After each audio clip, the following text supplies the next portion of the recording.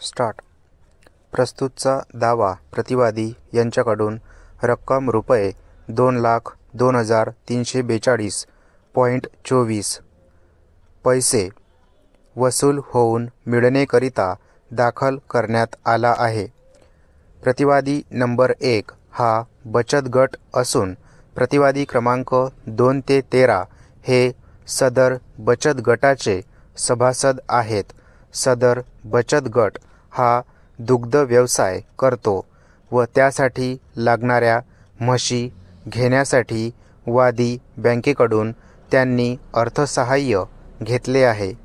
जिल्हा ग्रामीण विकास यंत्रणा नंदुरबार यांचेकडून सुवर्ण जयंती ग्राम स्वरोजगार योजनेअंतर्गत गटविकास अधिकारी पंचायत समिती नंदुरबार यांनी मागणी केलेल्या सदर बचत गटासाठी कर्ज हे मंजूर करण्यात आले होते.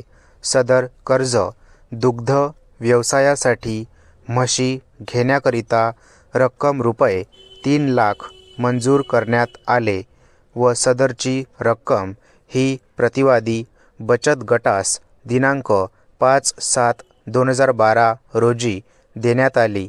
बचत गटाच्या खात्यामध्ये अनुदानित राशीची रक्कम रुपये 1,20,000 ही दिनांक 20/9/2013 रोजी खात्यात जमा करण्यात आली होती.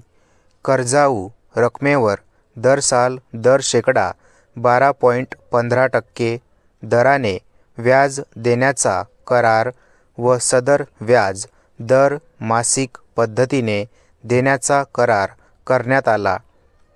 कर्जाची परतफेड करण्यासाठी वादी बँकेने प्रतिवादी क्रमांक 2 ते 13 यांना दरमहा रक्कम रुपये 5,000 अधिक व्याज अशा प्रकारे सुलभ हप्त्याची सवलत दिली व परतफेड करण्यासाठी 60 महिन्याचा कालावधी देण्यात आला.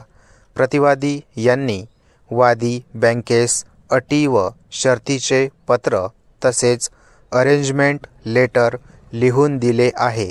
प्रतिवादी क्रमांक 2 ते 13 हे प्रतिवादी क्रमांक 1 बरोबर कर्जाची फेड करण्यास वैयक्तिकरित्या व संयुक्तिकरित्या जबाबदार आहेत. परिच्छेद. वादीने जमा खर्चाबाबत कागदपत्रे दाखल केले असून सदर जमा खर्चावरून प्रतिवादी क्रमांक 1 चे कर्ज खात्यात दिनांक 15/11/2016 अखेर रक्कम रुपये 1,68,482.24 पैसे घेणे निघतात. वादी बँकेने प्रतिवादी क्रमांक 1 च्या कर्ज खात्यात दिनांक 29/2/2016 अखेर पावेतोचे व्याज नावे टाकले आहे. दिनांक 1/3/2016 पासूनचे होणारे पुढील व्याज प्रतिवादी क्रमांक 1 ने कर्ज खाते हे नॉन परफॉर्मिंग असेट असल्यामुळे वादी बँकेने नावे टाकलेले नाही. दिनांक 1/3/2016 ते प्रस्तुत दावा दाखल तारखेपावेतोचे होणारे व्याज रक्कम रुपये 33,680 निघते. प्रतिवादींनी कराराप्रमाणे कर्जाची परतफेड केली नाही व कर्जफेडीचे बाबत हलगर्जीपणा केला आहे.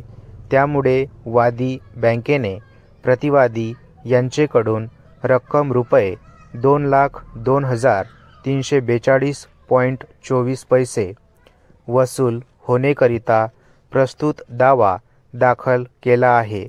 प्रतिवादी क्रमांक 2 व 4 यांनी प्रतिवादी क्रमांक 1 चे अध्यक्ष व सचिव या नात्याने दिनांक 25/6/2015 रोजी वादी बँकेच्या लाभात पुनरुज्जीवन पत्र दिले आहे.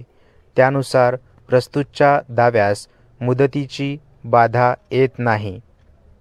प्रतिवादी नंबर 1 ते 13 हे सदर कामी हजर झाले परंतु त्यांनी मुदतीत त्यांची कैफियत न दिल्याने निशाणी क्रमांक 1 खाली दिनांक 9/8/2017 रोजी सदरचा दावा त्यांच्याविरुद्ध विना कैफियत चालविण्याबाबत आदेश करण्यात आला. वादीतर्फे वकील श्री P.M. मोडक यांचा युक्तिवाद ऐकला. प्रतिवादी नंबर 1 ते 13 तर्फे वकील गैरहजर राहिले. अभिलेखावरील दाव्याचे, कागदपत्रांचे व पुराव्याचे काळजीपूर्वक अवलोकन केल्यानंतर खालील मुद्दे विचाराधीन निघतात. त्यावरील निष्कर्ष त्याखाली दिलेल्या कारणांसहित नोंदविण्यात आले आहेत. कारणमीमांसा परिच्छेद. वादीतर्फे साक्षीदार क्रमांक 1 दीपक पाडवी निशाणी 12 यांनी वादपत्रातील कथनास दुजोरा दिला आहे. त्याने त्याच्या पुराव्यात अभिलेखावरील कागदपत्रे सिद्ध केलेली आहेत. निशाणी क्रमांक 13 कडील दिनांक 3/7/2012 रोजीचे प्रतिवादी क्रमांक 2 ते 4 यांनी लिहून दिलेले अरेंजमेंट लेटर निशाणी क्रमांक 14 कडील दिनांक 3/7/2012 रोजीचे प्रतिवादी 2 ते 13 यांनी वादी बँकेच्या लाभात लिहून दिलेले इंटरेस्ट करारपत्र निशाणी क्रमांक 15 कडील दिनांक 3/7/2012 रोजीचे प्रतिवादी 2 ते 4 यांनी लिहून दिलेले आर्टिकल ऑफ ॲग्रीमेंट निशाणी क्रमांक 16 कडील प्रतिवादी क्रमांक 1 यांच्या कर्ज खात्याचे उतार्याची प्रमाणित प्रत. वादीतर्फे साक्षीदार क्रमांक 2 अविनाश पाटील निशाणी 17 यांनी देखील वादपत्रातील कथनास दुजोरा दिला आहे व त्यांनी निशाणी क्रमांक 18 कडील दिनांक 25/6/2015 रोजीचे प्रतिवादी क्रमांक 2 व 4 यांनी लिहून दिलेले पुनरुज्जीवन पत्र सिद्ध केले आहे.